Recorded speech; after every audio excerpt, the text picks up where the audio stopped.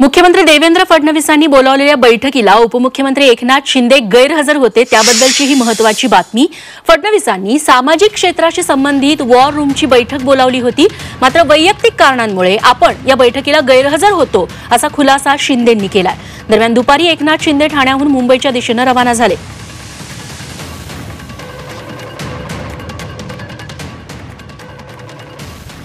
असं आहे की एखाद्या बैठकीला मुख्यमंत्री असतात, दुसऱ्या बैठकीला उपमुख्यमंत्री असतात, तिसऱ्या बैठकीला दुसरे उपमुख्यमंत्री असतात। सर्वच एका डायसवर आले पाहिजे असं कुठं लिहिलं आहे? प्रत्येकाला विभाग आहे। आज एकनाथ शिंदेकडे 4 विभाग आहे, माझ्याकडे महत्वाचा महसूल विभाग आहे, 2 जिल्ह्याचा पालकमंत्री पद आहे। त्यामुळं प्रत्येक बैठकीला आम्ही हजर असलो पाहिजे। मुख्यमंत्री आहेत, बाकी त्यांचा प्रत्येक ठिकाणी काही उपमुख्यमंत्री असतात असं नाही आहे।